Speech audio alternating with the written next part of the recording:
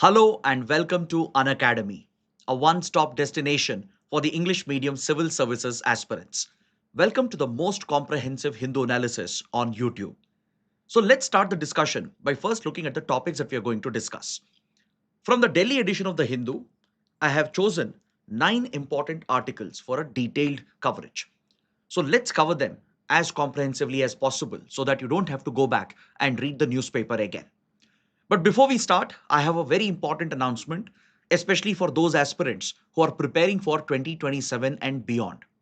If you're looking to enroll for our online classes, this would be a great opportunity as Unacademy subscription is now available with a flat 50% off. You can avail access to our live and recorded lectures along with the study material and mentorship sessions at just 17,999. I'm told that this is a limited period offer, and those interested, please check out the details by clicking on the link provided in the description below. And you have to enter the code IAS English in order to avail the flat 50% off. And also, don't forget, if you enroll within the offer period, you will also get up to 6 months of free extension, as you can see over here. So, click on the link provided in the description box and enroll now. So let's start the discussion and look at the first topic. On page number 6, we have an article related to environment and ecology. This column focuses on the topic of human wildlife conflict or man animal conflict. Especially in India, these incidents of man animal conflict have been rising. With regard to the rising elephant population, there have been many repeated incidents over the years where elephants have often ventured into nearby villages or destroying the standing crops. We have seen predatory attacks by the bigger animals, particularly the big cats, especially tigers and leopards, which are known to target the cattle or the livestock in the nearby villages, and sometimes, in rare cases, even carrying out attacks on human beings. So, this problem is often seen as a conservation problem. It is seen as a conservation related issue. But the writers have a different take on this. They point out that rising incidents of human wildlife conflict is more of a socio ecological crisis which needs to be addressed immediately. It's not just a conservation problem. You can't just address this issue by focusing on the wild animals. You need to address the anthropogenic side of the factors which are contributing to man animal wildlife incidents. Now, for example, if you look at how linear projects have come up, even in protected areas, it has essentially fragmented the habitats. Habitat fragmentation is one of the primary reasons why animals in the wild tend to move towards human habitations. So, linear projects such as power cables or construction of local roads right through forest areas, they end up fragmenting the habitat, dividing a key habitat, and it affects the migration and the movement of the animals. And especially elephants, tigers, etc., which are migratory in nature, which move from one corridor to another. Their movement becomes heavily restricted because of these linear projects. Along with this, the general habitat destruction that we witness across India because of expanding agriculture, urbanization, and also large scale industrialization. This adds to the problem because as farmers seek out more agricultural land, they tend to deforest the nearby forest areas and spread agriculture. You also see the expanding presence of villages and urban centers on the peripheries of protected areas. Expanding industrial activities also contributes to deforestation and habitat destruction. Then, the overall impact of climate change, global warming, hunting, and poaching also affects the prey base for the big predators and affects the availability of food within these protected areas. So it is these anthropogenic factors which primarily drive wildlife to venture into human habitations where they have easy access to food. be it elephants, be it tigers, leopards, or any other wild animal which ventures into nearby villages or carries out attacks on crops and livestock. It is primarily driven by this challenge, which is a result of anthropogenic causes. Now, this is not specific just to India. You see this problem being exacerbated across South Asia, in Southeast Asia, even in Africa and Latin America. Because, see, in South and Southeast Asia, the regions are known for their rich biodiversity. But as they witness rapid growth, it results in expansion of cities, industrial activities, and agricultural activities, which automatically results in increasing incidents of man-animal conflict. You see the same in Latin America region and as well as in African countries.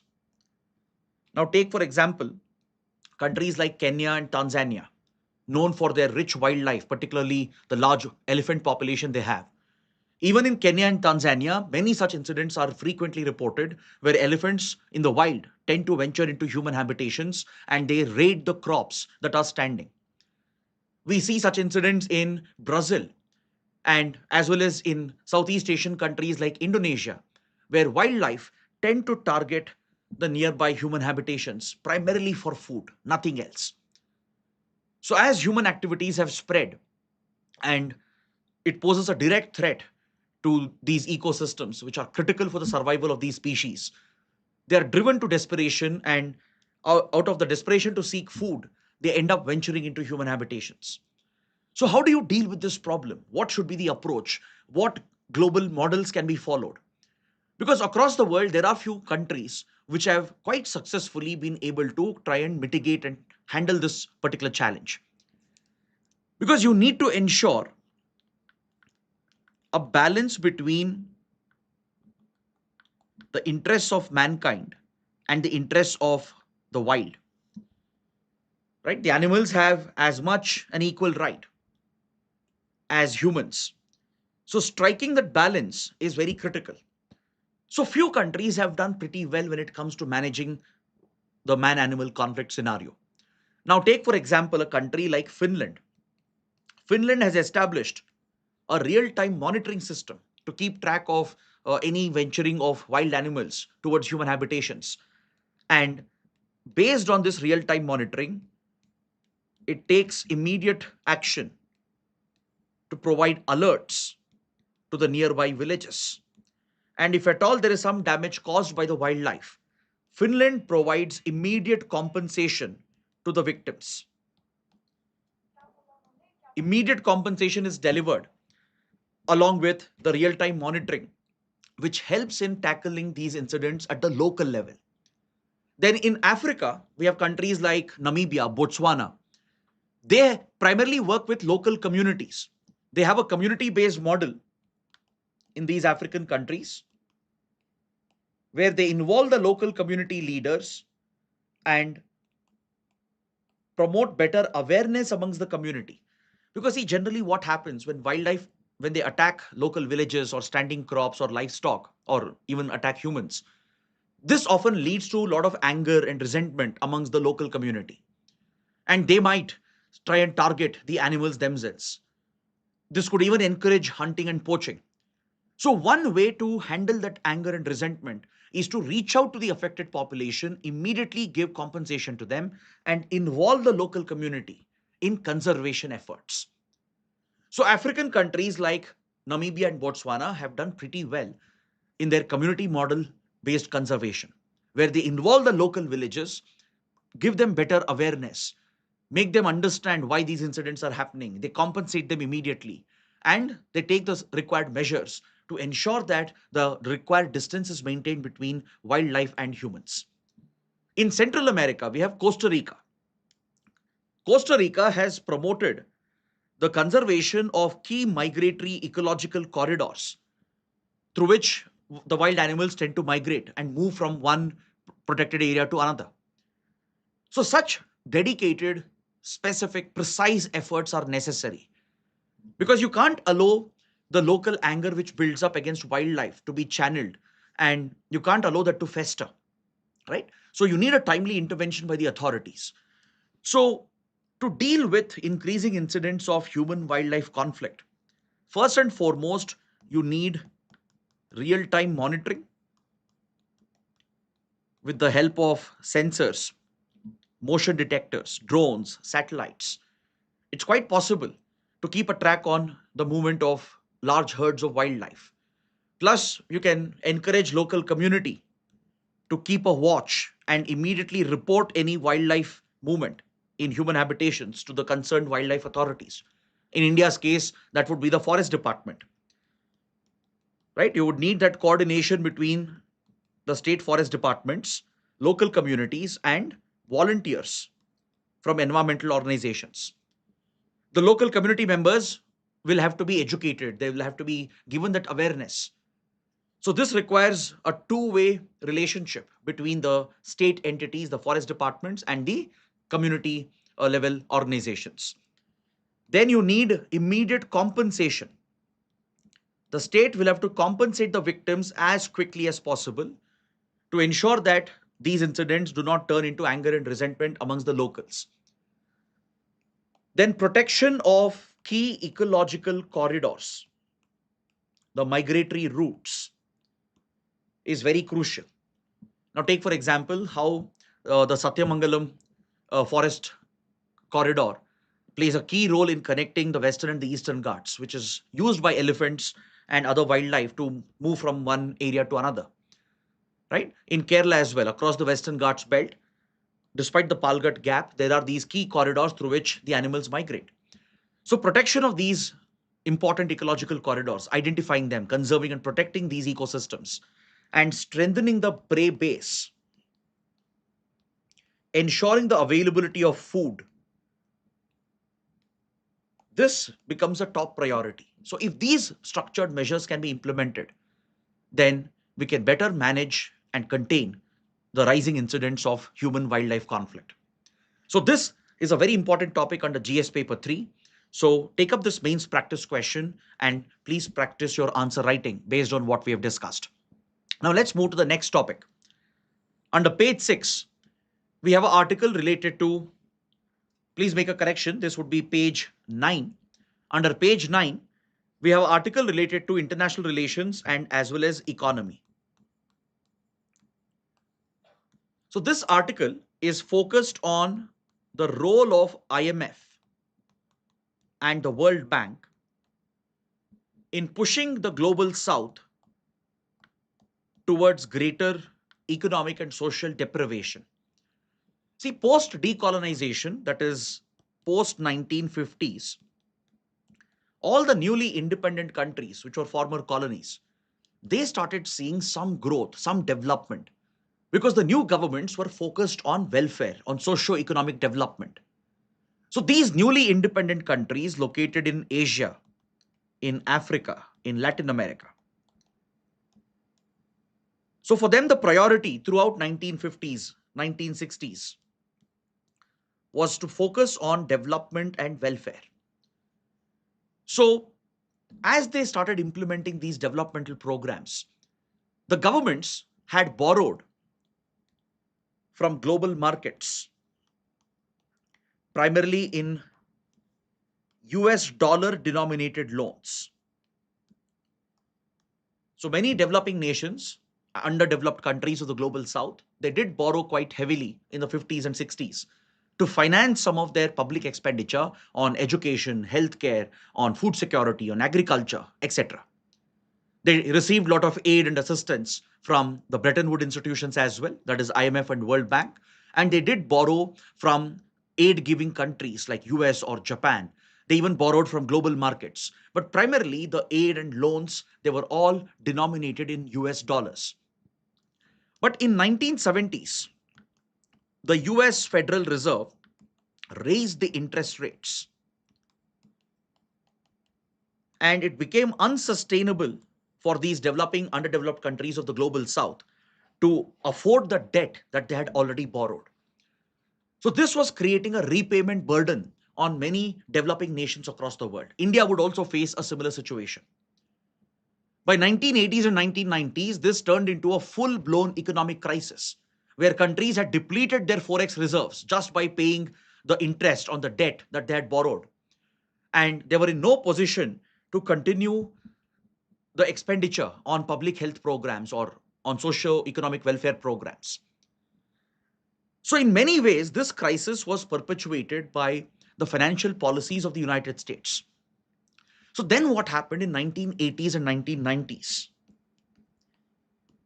The US, of course, did not want these loans to become defaulted, right? That would have been very bad for the US dollar.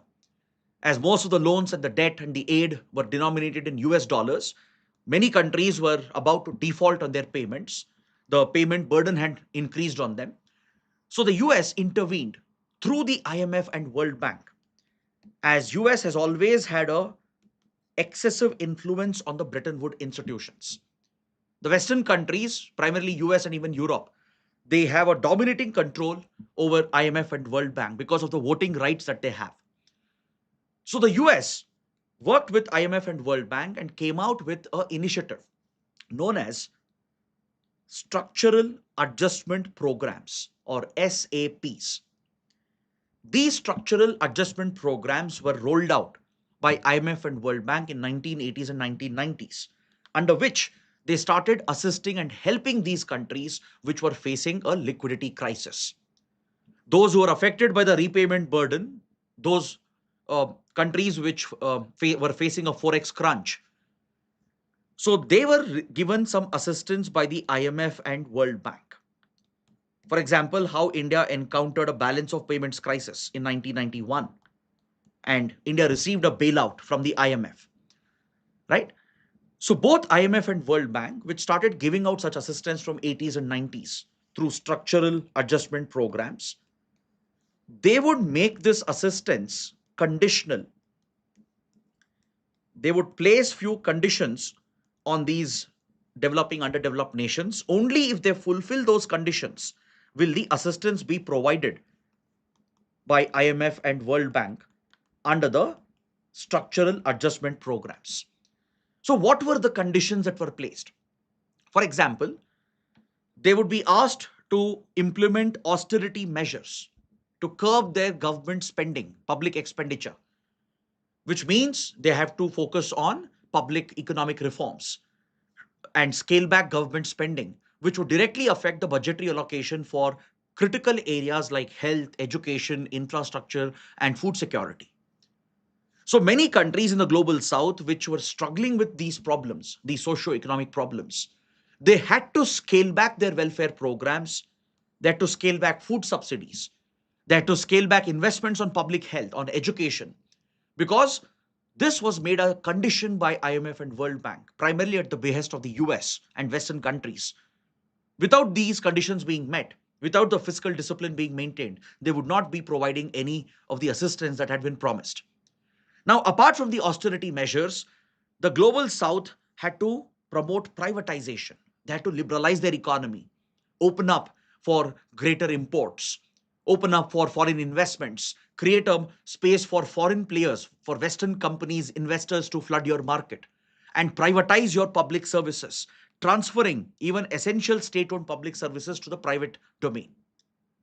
Yes, many of the public enterprises, they were largely inefficient, but the large scale privatization push that was given, it primarily benefited Western capitalists, Western governments, Western institutions, Western corporate entities. They primarily profited from these changes that were happening.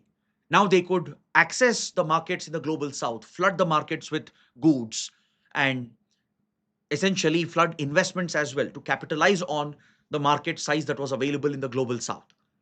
And third, they had to deregulate their industrial policies, their economic policies, pushing them towards these reforms, which essentially was against their own interests. For example, reducing tariffs, removing trade barriers, ensuring that there are no hurdles for flow of foreign capital, and liberalizing import and exports. So this essentially globalized the world. While it did bring some benefits on the side, it created a lot of disadvantages for the developing underdeveloped nations from the global south. Since they were forced to scale back on public expenditure and they were forced to privatize, liberalize, and open up their markets. This had a detrimental impact on socio-economic welfare programs. Within a few years, the impact of this was felt across the global south. Right? If you look at data, if you, for example, look at the impact on income levels or impact on health indicators, there is a clear decline and drop seen in several countries of the global south after the implementation of the structural adjustment programs. Since many small countries in Africa had to scale back their public spending, this led to a drop in income levels. Job creation got hit. In many Latin American countries, in Asian countries, health indicators took a direct hit. Maternal mortality rate, infant mortality rate, again started going up because of reduced investments in public health. Educational outcomes started declining. And this pushed the countries towards private healthcare, private education. And even today, these developing, underdeveloped countries are still paying the price for the after effects of the policies of IMF and World Bank. That is why recently a team of experts have brought out a research paper. They've authored this document. They've tried to quantify the extent of damage suffered by these countries of the global south. And they are demanding IMF and World Bank to pay reparations for these unilateral policies, which largely benefited the West, and it came at the cost of the global south. Right? It increased infant mortality, maternal mortality rates. It affected income levels. Standard of living was compromised. Food security was affected. Rural agrarian economies of these countries was directly hit. So they have tried quantifying those losses through this new study, accounting for inflation and accounting for any interest which would have piled up. And they're presenting a case where IMF, World Bank can be held accountable, where they're expected to pay reparations. Of course, this would never be implemented, but at least they're floating the idea. These researchers are floating the idea that global south countries have to come together, demand reparations based on this data, and ask IMF and World Bank to compensate them for the losses they incurred because of the unfairly designed structural adjustment programs. See, right now, these Bretton Woods institutions are completely dominated by US and European powers. Though the developed countries hardly account for 15% of the world population, they control 60% of the voting rights at IMF and World Bank. The US has almost monopolistic control over how the World Bank functions. The European Union has complete control over the functioning of the IMF. So, this has always been one of the primary challenges faced by the global south when it comes to global financial architecture. That's why today you see developing underdeveloped countries trying to form their own parallel institutions. For example, under the BRICS countries, the founding members have established the NDB, the New Development Bank, and the Contingent Reserve Arrangement, which can counter the World Bank and IMF respectively. Then China has pioneered the Asian Infrastructure Investment Bank, or AIIB, which primarily seeks to fund developmental activities and provide assistance to the global south countries. So these parallel architecture, which is being created by the global south, challenges the dominance of the World Bank and the IMF, right? And this has been a long-standing demand to reform these Bretton Woods institutions. And since US and Europe would never allow that to happen, BRICS countries have created these parallel structures. China has pioneered the AIIB as well. So the time has come, according to the authors, to demand reparations from IMF and World Bank to compensate for the socio-economic losses suffered by the developing underdeveloped countries. So based on this, please take up this mains question and use the key points that we discussed to structure that into a good answer for this particular question. Now let's move to the next topic. There is an editorial on the Supreme Court introducing technology and AI based models to improve judicial governance and administration and judicial access in the country. In yesterday's class, if you remember, under the prelim section, we spoke about these tech initiatives of the Supreme Court. Right? Day before yesterday, Supreme Court has introduced two high profile initiatives. It was launched by the Chief Justice of India. One is OCOD, one case, one data. And second is the Su-Sahai portal. So, what are these initiatives? What are these tech enabled platforms? Let's understand and let's discuss the advantages of these platforms and what concerns do they raise. Because this can even be asked as a means question. Under one case, one data, the goal is to integrate all the data related to a particular case and ensure that it is all unified in one place. Right from the lower courts at the taluk level, at the district level, right? India has thousands of the lower courts at the taluk and district level.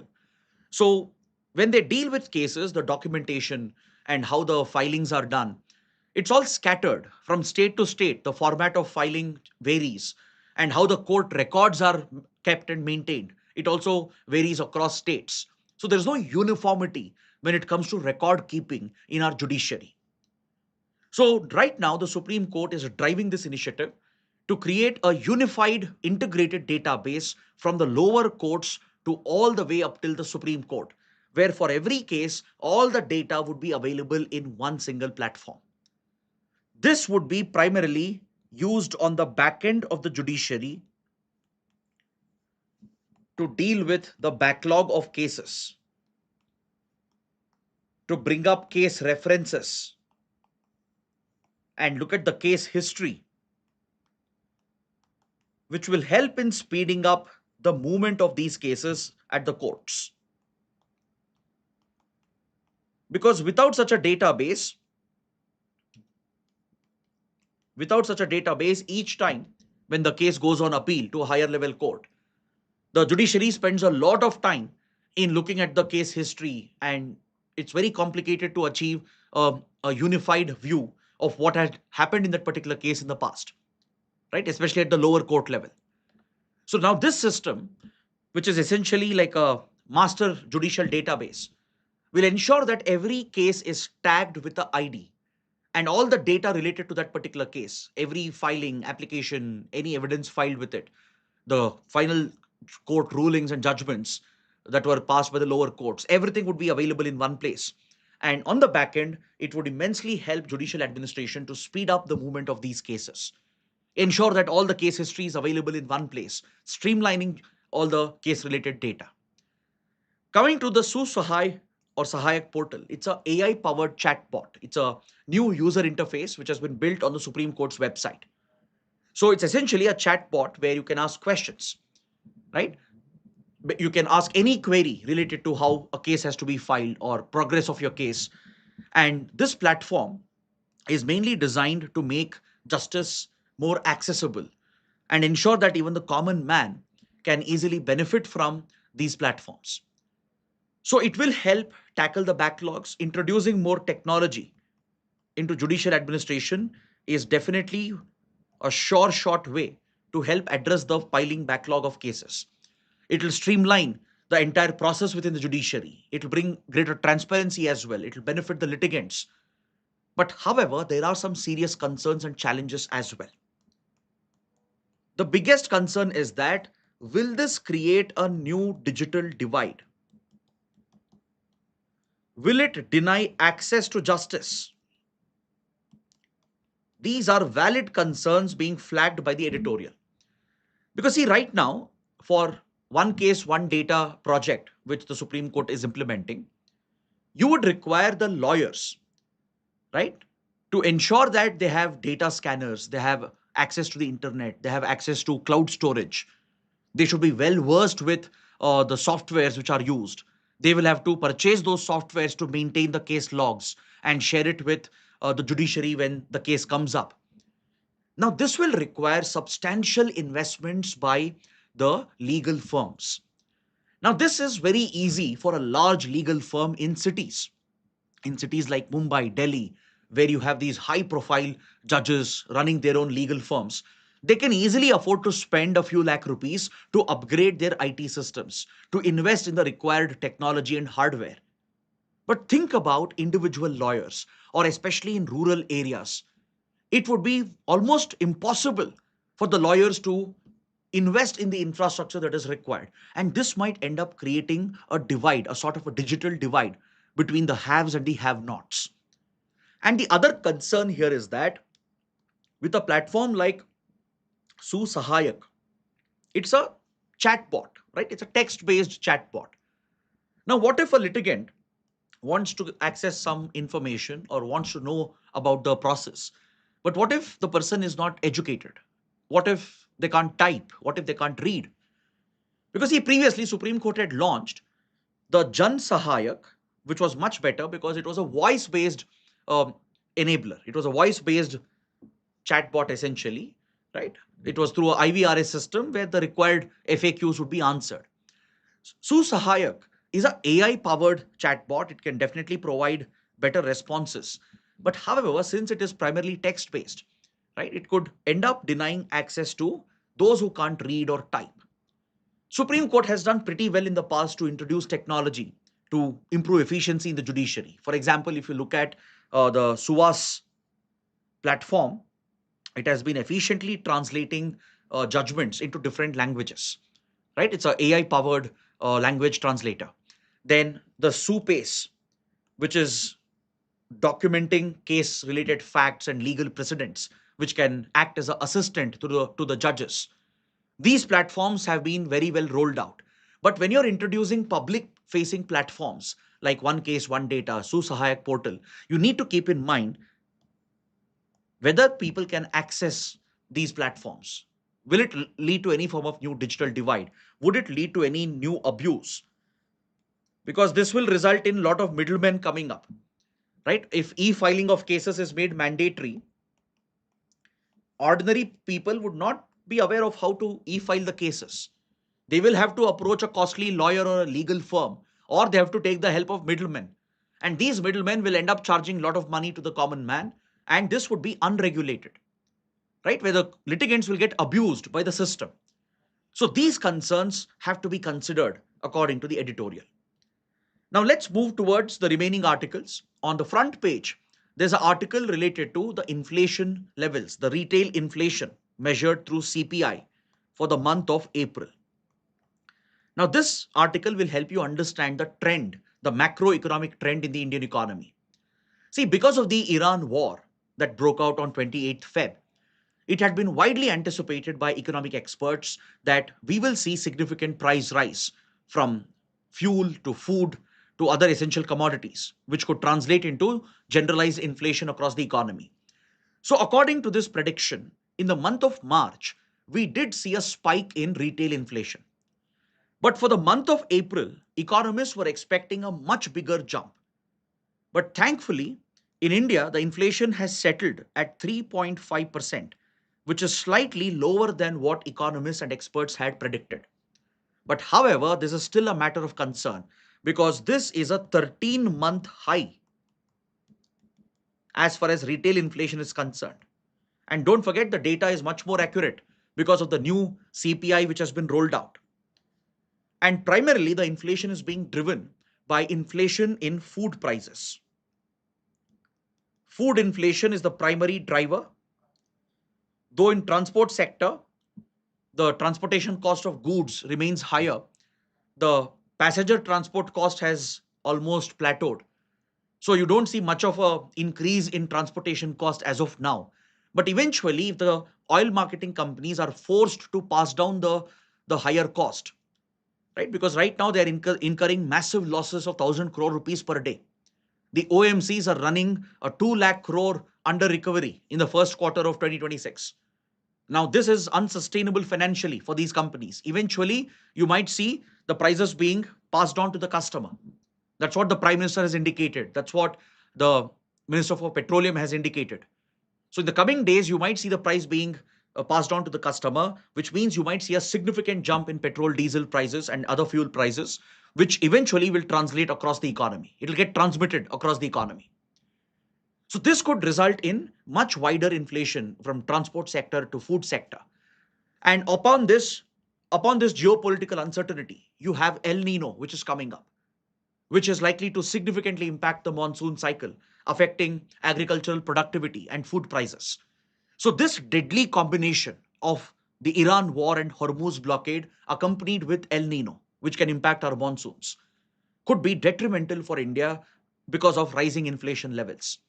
So, inflation for April month is at a 13-month high. The only positive news is that it is slightly lesser than what experts had anticipated. Now, moving to the next topic, the IMD has rolled out a very accurate and precise forecasting system for the upcoming monsoon season. India Meteorological Department has worked with the Indian Institute of Tropical Meteorology, which comes under the Ministry of Earth Sciences. The IMD has long been trying to provide more hyper-local forecast. What's a hyper-local forecast? It's essentially a forecast which is accurate to just a few kilometers, meaning it has a very high resolution where very accurate assessments can be provided to the level of a block. See, right now, IMD, which has installed a network of automatic weather stations across the country and Doppler radars and uses satellite data from ISRO satellites, it feeds all this data and metrics into the supercomputers which run the global weather models and provides for very wide macro level estimates. IMD's estimates at the country level, even at the regional level, even at the state and district level, is pretty accurate. Of course, there will always be some deviation, but when you look at the current forecasting models available, right, be it at the national or regional level, or even at the state and district level, the forecasts are pretty accurate. But now you think of this from the perspective of a farmer, right? A farmer wants to know when exactly the rain might occur in his area so that he can start the sowing of the crops. But state level estimates, district level estimates might get it wrong. For example, IMD might officially say that the rain might arrive in a place like Mumbai on maybe June 10th. Let's take for example. But villages located on the outskirts, right, they will not see any rain for several more days. There'll be a big deviation from what official estimates indicated. So how can farmers in that area, in that region, plan for sowing the crops? You take a region like, let's say, the Vidarbha belt or the Rayalaseema belt. Maybe IMD has given overall accurate estimates for the entire state or for that particular region or at the district level. But if block level, village level data is not available to the extent of few kilometers, then it will not really help the farmers. So Ministry of Agriculture and Farmers Welfare had approached IMD asking for hyper-local weather forecast. This was a demand raised with the Ministry of Agriculture. So based on this, IMD has implemented a new model. It's called the blending model. It uses two distinct models, blends them together to provide hyper-local estimates. See, right now, India is divided by IMD into 7,200 blocks to provide weather forecasts. Out of these 7,200 blocks, in almost 3,196 blocks, the hyper-local block level forecast model is being implemented. This is across 15 states and one union territory. So in this model, IMD is taking its century-old historical data of Indian monsoons, feeding it into AI-enabled supercomputers, along with a global weather prediction model, which is used by IMD. So it's using two distinct models, blending them together. One is based on India's historical data of monsoons that goes back to more than 100 years, which is fed into AI-powered supercomputers. And second is the global weather prediction models. So with this fusion, IMD has achieved very high resolution forecasts and it is being implemented in nearly 50% of the blocks. Around 3,196 blocks will get hyper-local forecasts and they are spread across 15 states and one union territory. Especially in states like Uttar Pradesh, the UP government has worked closely with IMD and the central government to create a wide network of automatic weather stations. The UP government has a project called Mithuna that provides hyper-local data. Previously, the resolution was around 12.5 kilometers. Now it has been downscaled or downsized to just around 1 kilometer. So at a level of 1 kilometer, the data is being captured by these automatic weather stations. And hence, UP will see much better, accurate, precise forecasts, which will help the farmers to decide upon the sowing cycle. So IMD has urged other states as well to follow UP's model to expand their automatic weather station network and bring in more accurate data from the grassroots level, from the local level. So IMD can use this blending model to provide hyper-local estimates. Next, the Chief Economic Advisor, Anant Nageswaran, has issued a very important warning that just because we sign a lot of FTAs or free trade agreements doesn't mean that they will actually yield results, doesn't mean all FTAs will achieve the intended targets. Now, this is a much needed reminder because, see, in the last 4 years, India has been on a FTA spree, starting with the FTA with Mauritius in 2021. We went on to sign multiple FTAs after that. In 2022, India signed FTAs with United Arab Emirates, with Australia. And in the last few months, we have signed FTAs with the EFTA countries, the European Free Trade Association. We have signed a FTA with United Kingdom, with New Zealand, with Oman. Then recently we had the mother of all trade deals with the European Union. A limited trade deal with US was also announced with a lot of publicity and fanfare by the government. Now, India is also in the process of negotiating many more FTAs. We are talking to Chile, we are talking to Canada. Many more FTAs are in the pipeline. Now, usually when the FTAs are finalized, right, there's a lot of publicity around it, a lot of media coverage. The government is very optimistic that these FTAs will deliver. But the warning which is given by the chief economic advisor is a good reminder, because just because FTAs are signed doesn't mean it will actually add value to the economy. Doesn't mean automatically exports will increase. Doesn't mean automatically jobs will get created.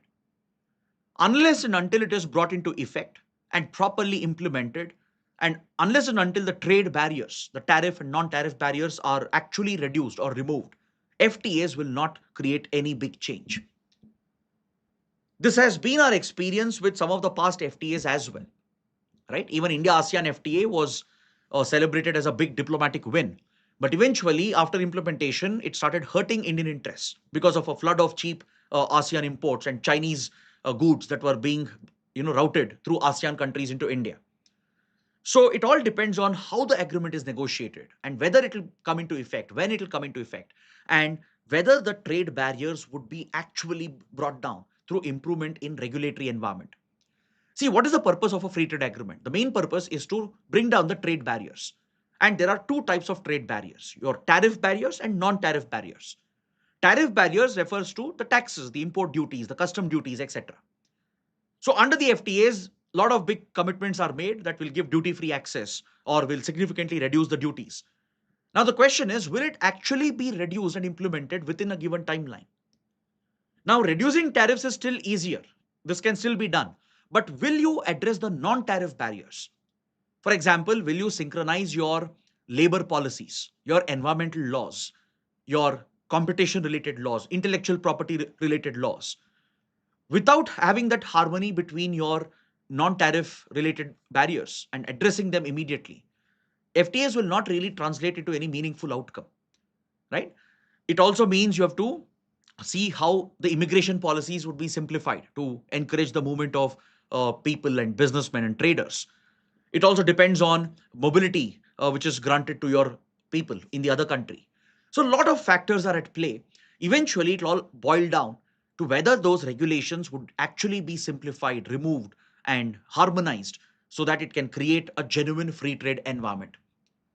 Recently, even the ambassador of European Union to India made a similar warning. He said India EU FTA might mean nothing if both sides will not address the regulatory issues which are still present.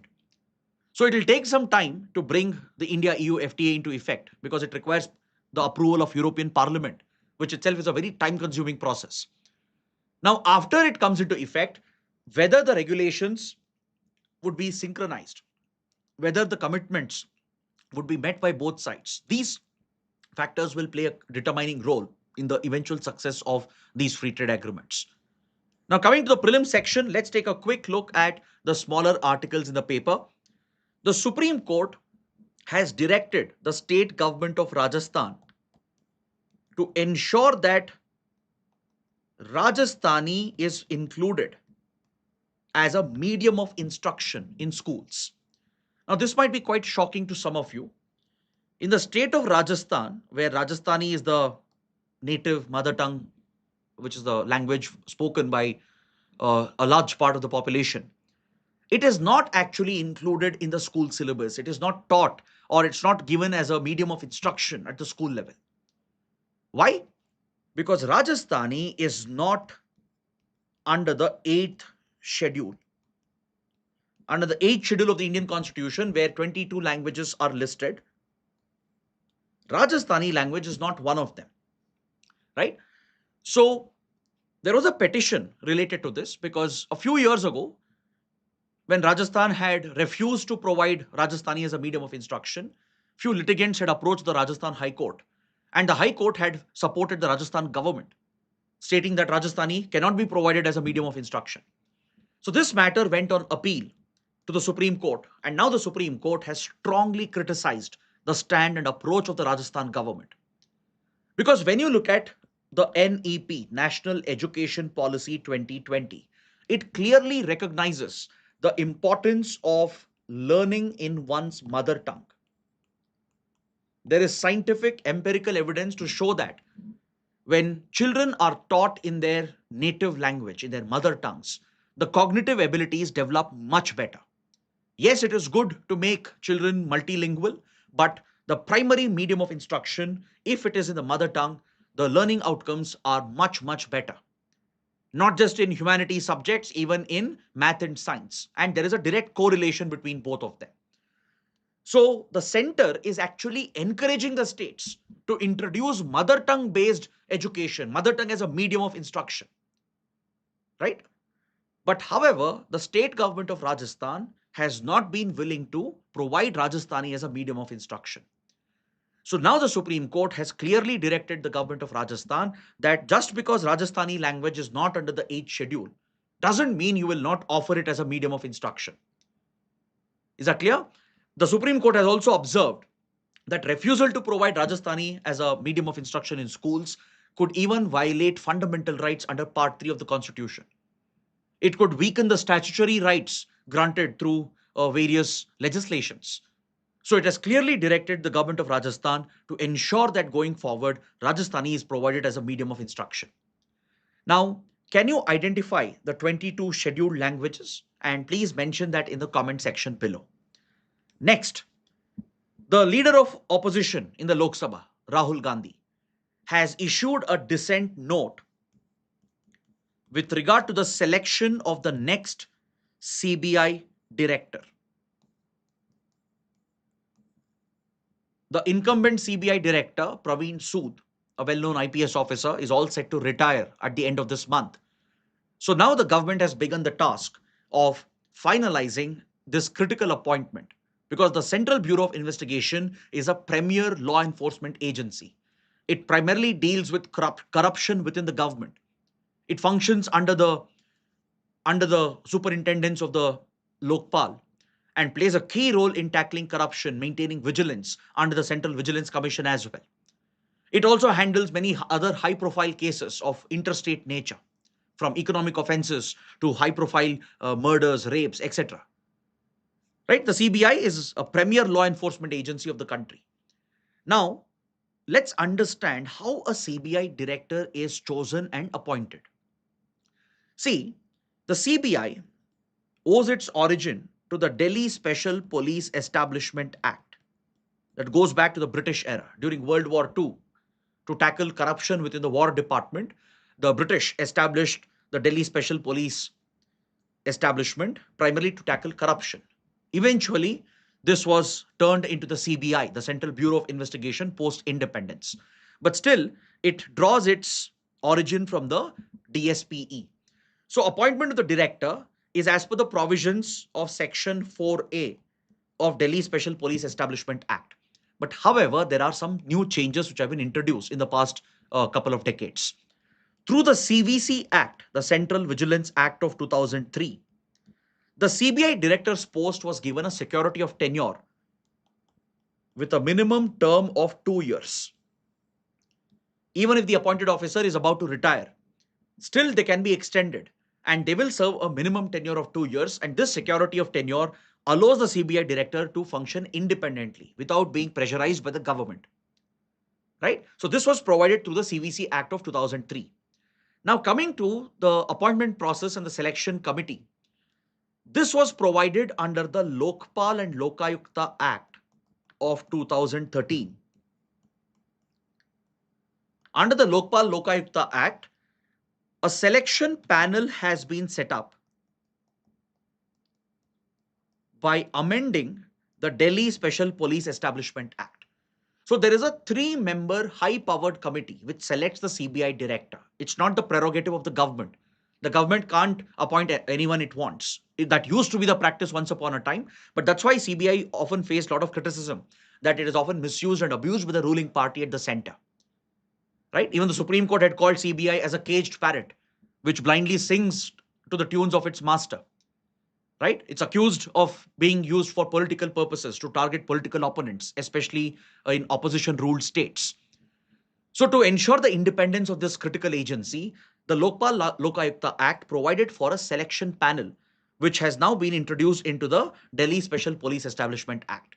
This high-powered committee is headed by the Prime Minister of India.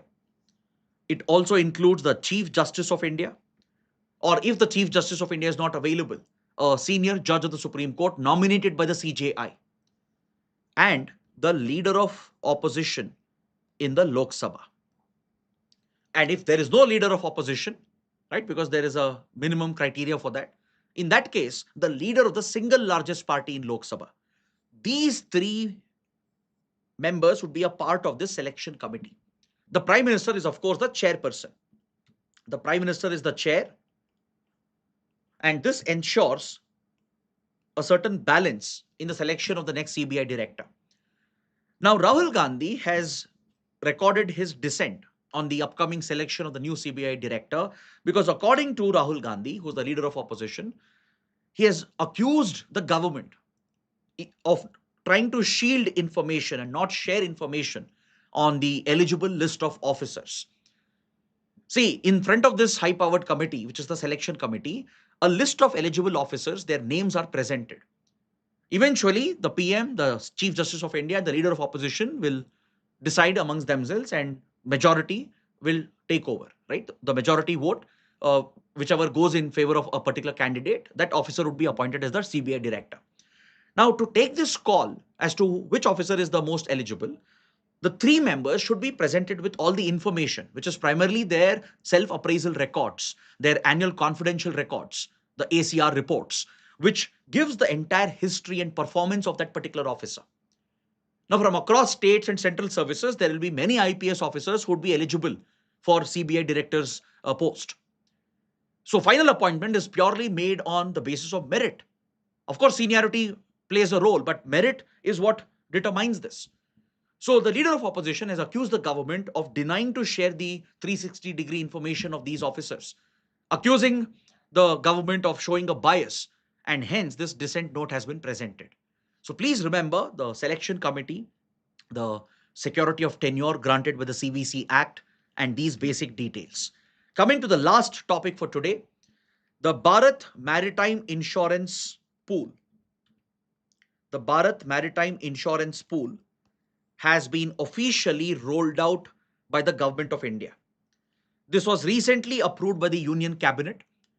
Since the Iran war and the blockade of Hormuz Strait, shipping insurance cost has shot through the roof. It has increased exponentially because insurance companies, especially global insurance companies, they charge a war risk premium. If a ship is passing through a conflict region where there's a heightened risk of being targeted or hit, the war risk premium is increased exponentially. Sometimes it will be much more costlier than the cargo that they might be carrying, or the shipping companies might have to shell out millions of dollars, which they would pay over an entire year for just one vessel to be insured for one trip. So this becomes unsustainable for the shipping companies. And especially the maritime insurance sector is dominated by global insurance firms. So Indian flagged vessels are dependent on global insurance. And this is a liability for us. It's a vulnerability for us. So, to address this issue and protect Indian flagged vessels and to bring self reliance to our maritime sector, the Union Cabinet recently approved the Bharat Maritime Insurance Pool. So, this will give a sovereign guarantee from the government of around 12,000 crore rupees. Around 12,980 crore rupees will be set up as an insurance pool. And this is rolled out by the Department of Financial Services within the Ministry of Finance. Please make a note of the basic facts. Indian flagged vessels would be eligible for this insurance. It will cover all type of risks and coverage, from damage to the hull and machinery to the cargo that they are carrying. It will give comprehensive coverage, like how your car would have bumper to bumper insurance, which is seen as a comprehensive coverage. Similarly, vessels are being provided with government backed cover to or end to end insurance coverage. And the Department of Financial Services would be implementing this scheme along with the insurers and the other stakeholders. So, if the insurance claims are under $100 million, then the Bharat Maritime Insurance Pool will handle the disbursement on its own. But if it crosses $100 million, then the sovereign guarantee given by the government, that would be utilized to ensure that timely insurance is paid out, or the premium is essentially subsidized through this sovereign guarantee given by the government. So this will bring a lot of relief for Indian flagged vessels carrying cargo from India, bringing cargo to India, and it will reduce the insurance cost. Plus, it will give them a sense of security, covering the war risk when they are transiting through conflict zones. So, with this, we conclude the discussion for today. I hope you guys have liked the session. If you benefited, do press the like button, share your comments, and don't forget to subscribe to our channel. Thanks for watching.